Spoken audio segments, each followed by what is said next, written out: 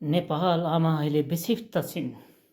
नेपाल आमाका सन्ततिहरू अहिले जलिरहेका छन्। नेपाल आमा स्वयं जलिरहेकी छिन्।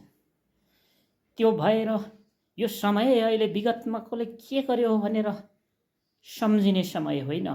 यो समय भनेको अब हामी हरेक पुस्ताका मान्छेहरूले हिजो गरेका गल्तीहरूलाई करेक्ट गर्ने समय हो। हामीलाई आज हामी सबैले आफूलाई पुनर्संरचित गर्ने बेला हो। यो बेला देश बनाउने बेला हो। रोएकी आमालाई सान्त्वना दिने बेला हो। विगत हाम्रो जे जस्तो थियो वी फर्गेट इट। अब नयाँ भविष्य कोरौँ। त्यसैले हरेक उमेर समूहका नेपालीहरू जागौँ। हाम्रो इतिहास वीरको इतिहास हो। अहिले हामी त्यो इतिहास नामेट पार्दैछौँ।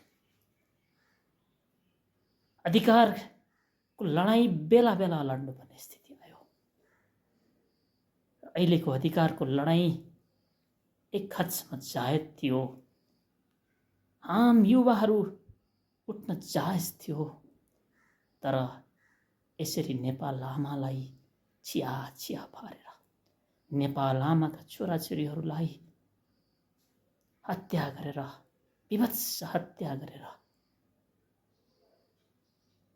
नेपालका हरेक पुरातात्विक महत्त्वका संरचनाहरू ध्वस्त गरेर, यो लेभलको हिंसा गरेर हामीलाई शान्ति स्थापना गर्नु थिएन, भ्रष्टाचार नियन्त्रण गर्नु थिएन, एउटा हरित क्रान्ति गर्न जरुरी थियो। जहाँ जहाँ करप्सन छन् त्यहाँ करप्सनका किल्लामा हजारौं युवाहरू उठिएर रोक्नुपर्ने थियो। एउटा इँटा पनि नफुटेर, एउटा सिसा पनि नटुटाएर, एउटा व्यक्तिको सम्पत्ति नष्ट नगरेर हामीले त्यो हरित क्रान्ति गर्न आवश्यक थियो। त्यो हुन सकेन। दुःख छ। Forget it. जे भयो अब हामीले आगामी दिन बनाऊ, यो देश बनाऊ, आफ्नो ठाउँबाट पार्टीहरू पुनर्संरचित गरौँ। हामी जनता पुनर्संरचनामा जाउँ, रियलाइज गरौँ।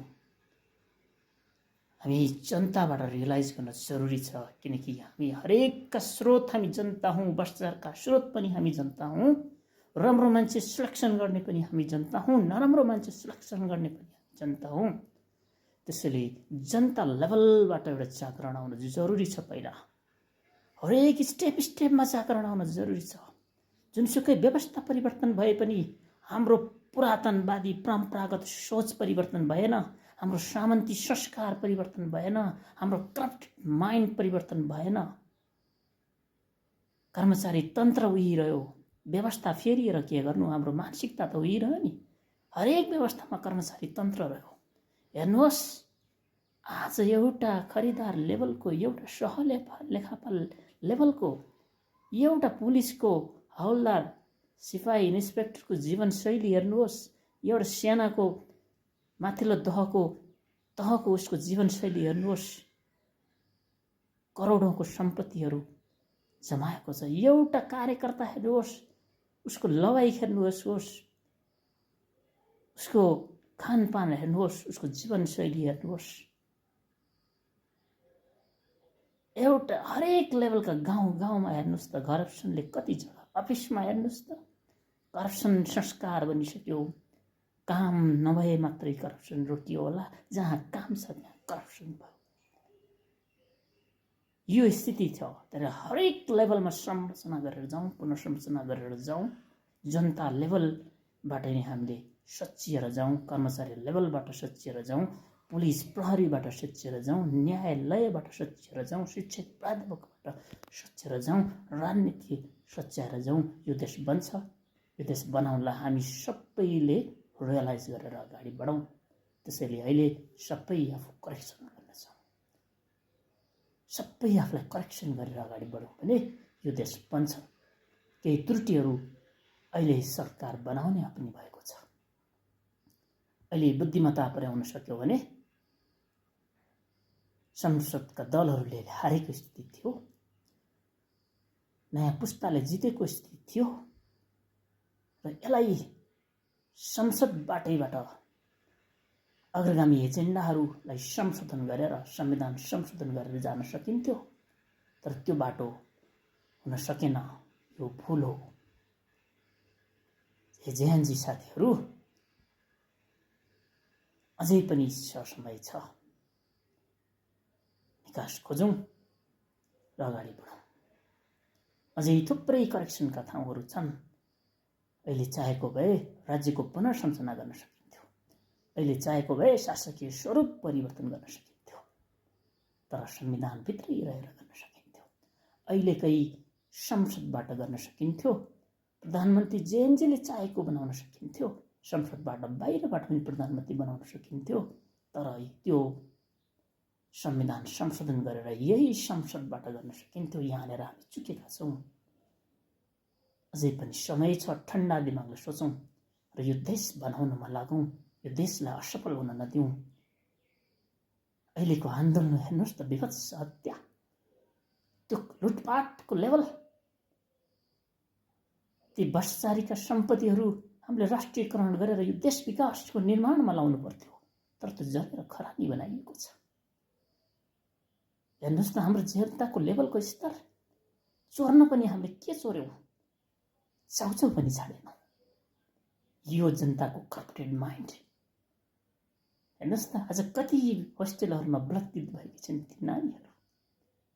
कति सरकारी संरचनाहरू व्यवस्थाले हत्या भएको छ। सरकारी संरचनाको नेपाली युवा र जनताहरूको हत्या भएको छ। हेर्नुहोस् न, के त्यो हामी सबै नेपालीले गरेका हौँ त?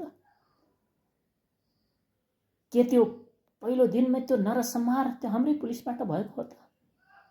त्यो पछिल्लो दिनको नरसंहार के हाम्रा ती युवा, ती स्वतन्त्र प्रेमी युवा, अग्रगामी युवा, न्यायको लागि लडेका युवा, स्वतन्त्रताको लागि लडेका युवा, करप्सनको लागि लडेका युवाले गरे त हुन् त? अवश्य होइन। हेर्नुहोस् कसरी प्रतिक्रियावादीहरूले चलखेल गर्नेहरूले घुसपेट गर्दा रहेछन्, कसरी हामी बीच यो भयावह स्थिति सिर्जना गर्दा रहेछन्। हेर्नुहोस्, जहाँ ठाउँ दियो त्यहीँ घुसपेट गरिहाल्छन्। यो स्थिति छ। त्यसैले यसलाई एउटा महान लेसन लर्न गरेर अब कहिल्यै पनि कुनै पुस्ताले रोडमा आउने नगरिकन हामीले अगाडि बढ्न जरुरी छ। नत्र अहिले हामीले कसैले हारेकोमा